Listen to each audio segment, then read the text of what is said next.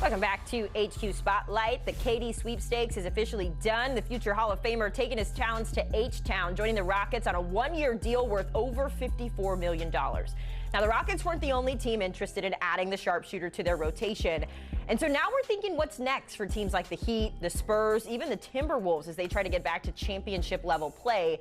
Before we discuss it on our end, here's KD on how the whole situation played out with Kay Adams at Fanatics Fest earlier this week. I want to know why Houston.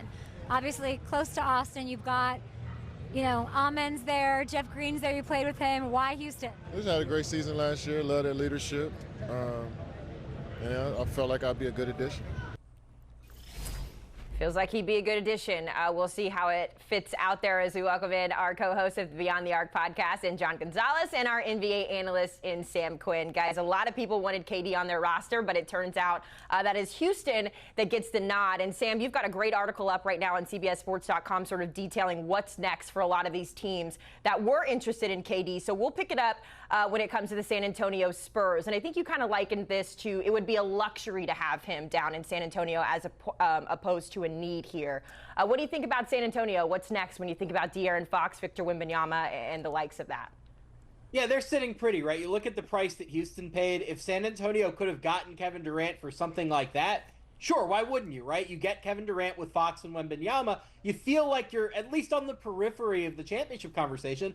But they have Victor Wembanyama, who's 21. They don't have to rush this, right? They can go at any pace that they want. And I think what we're assuming now is the reason that they were so cautious in their Durant offers was they've got their eye on Giannis Antetokounmpo down the line. Why trade for the 37-year-old when you could trade for the 30-year-old MVP? So I think they're waiting on somebody a bit younger. If they wanted to take a swing on, somebody in that age range, a Lauri Markkanen, a Jaylen Brown type, they could do that if they like the price on somebody there. But honestly, for the time being, I think they're comfortable just waiting this out. They have the number 2 pick. They're going to take Dylan Harper. I'd like to see them add some shooting this offseason. Maybe use the mid-level exception. Get a guy like Sam Merrill in there. Maybe if Duncan Robinson can wriggle free from Miami. I think that's what you're looking for. Something smaller, get a little bit of shooting in the building. And now they're just biding their time. They're going to make a star trade eventually. They just don't have to do it right now. So that was going to kind of be the follow-up that I had for you, John. When you think about the San Antonio Spurs and maybe a link up with Giannis Antetokounmpo later down the line, I know it's kind of we're waiting to see how Giannis feels later this summer. But I guess to take it a step further here, how much has this offseason, whether it's going after Kevin Durant, whether it was bringing in De'Aaron Fox at the trade deadline, how much has our perspective changed on the San Antonio Spurs? Where are they a true competitor? Can they be a true contender if certain things fall into place for them? Yeah, absolutely. I mean, they won 34 games last year, Haley, and they had a chance potentially to make the play-in, and then all of a sudden Wemby with the blood clot issue cropped up. But yeah, they're ahead of schedule here, right? I mean, I thought that there was a chance that maybe, the Spurs would rethink the KD thing and move on from either the number 2 pick or Stephon Castle, the rookie of the year. And they said, no, for all the reasons that Sam just outlined there, where they don't need to make that move right now. They're happy to just pump the brakes and see what this thing is, kind of in the same way that Houston did before they took their big swing on KD. They can wait this thing out a little bit. So my perspective on the Spurs is this is a really good team. It all really comes down to Wemby, though, right? I mean, if the blood clot issue clears up and he's back in the lineup and he can play a preponderance of the games, then they're going to be really good and they're going to be in the mix. Now, the problem is everybody in the Western Conference outside of like maybe 3 teams, the Phoenix Suns, who, we can laugh about what's going on there, put them off to the side. Utah, I think they have some really useful pieces, but they were a bad team last year. Maybe they're going to try to compete this year. And then, obviously, the Pelicans had a ton of injury issues, and they're going to be without DeJounte Murray. We'll put them off to the side, too. But that leaves 12 teams in the Western Conference, including the San Antonio Spurs, that have real designs, including Portland, by the way, who just traded for Drew Holiday, and Sam and I were laughing about that offline last night, who have real designs on trying to make the postseason. So the Spurs are right there in the mix, but it's a big mix. It is a big mix, and they do have some big talent, to your point. De'Aaron Fox, Victor Wembanyama, and the blood clots will all have to wait and see how it shakes out.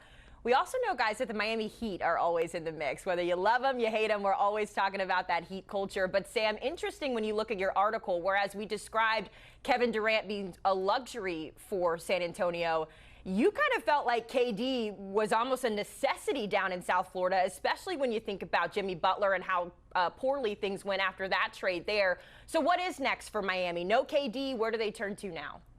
Yeah, this is tough, right? They're a 37-win team. I think the appeal of getting Durant was not just getting a star, but they don't have the assets to get a younger guy, right? They don't have the assets to get in for a Giannis or a Jaylen Brown or somebody like that.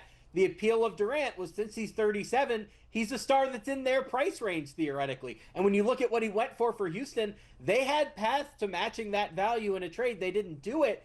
So now you're kind of in limbo, right? You can't trade for a younger star. There isn't another older one out there. So they're kind of just biding their time, right? They're nearing the luxury tax. I think they're going to want to stay below it. They probably need to add some shot creation. Aside from Tyler Hero, nobody on that team could really create their own shot last year.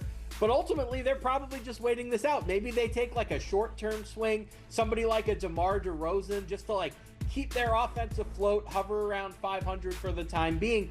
But in the long run, right, we've seen the Heat go through several long stretches where they've just sort of been waiting and waiting and waiting for the star.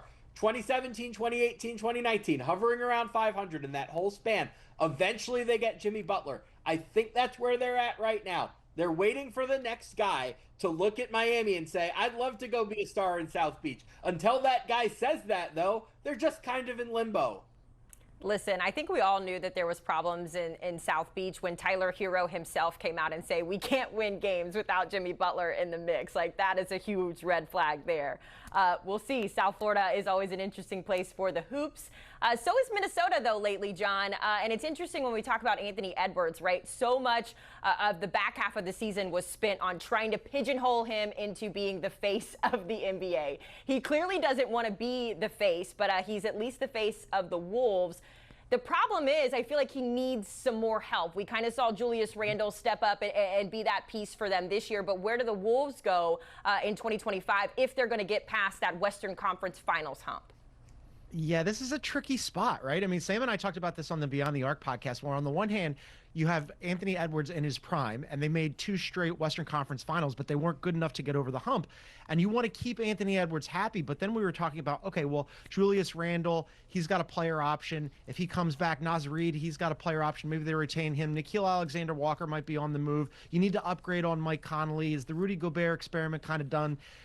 Are they going to want, with new owners, to be deep into that second apron? Are you going to pay a massive bill for a team that couldn't get to the NBA Finals? It would make a lot of sense for this team to maybe take a little step back, and in 1 or 2 years, as Sam and I discussed on the show, maybe that's when now you've got another shot at making it back to the Western Conference Finals and then beyond that to the NBA Finals. The problem is, again, do you want to take that risk and not be super relevant when you've got Anthony Edwards and risk Anthony Edwards going, man, this is maybe not the right spot for me. I had a good time in Minnesota, but if we're not going to get over the hump and we're not going to allocate the resources that are necessary for us to make it to the NBA Finals, maybe I need to be in a Giannis situation and look around and go, well, where can I go?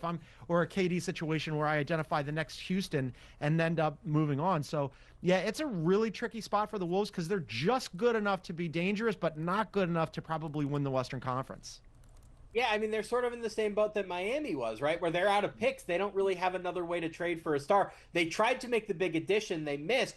Now you just got to ask about retention, right? They're trying to keep Nickeil Alexander-Walker, Naz Reid, and Julius Randle. Right now, they probably have the money for 2 to stay below the second apron. If they want to keep all 3, you probably have to like move Mike Conley into a mid-level exception, trade Dante DiVincenzo, whatever it is, unless they're willing to pay an astronomical tax bill, stay above the second apron for a second year, which has serious basketball implications, you're probably going to lose an important player this year and take a step back. Isn't it crazy how things come full circle? In 1 minute, you think you got it all figured out, and then the next, here we are talking about it on HQ Spotlight. Guys, we appreciate the time. The NBA draft coming up tomorrow, and then, of course, the free agency frenzy will get underway for a lot of these teams. So we'll see what moves they are interested in making. We know Kevin Durant is out. Here are some of the options, though, that teams are sort of looking at. It's going to be hard to get LeBron James away from that $53 million player option out in LA. But there are some interesting pieces on here. We'll see how they move with free agency starting on June 30th.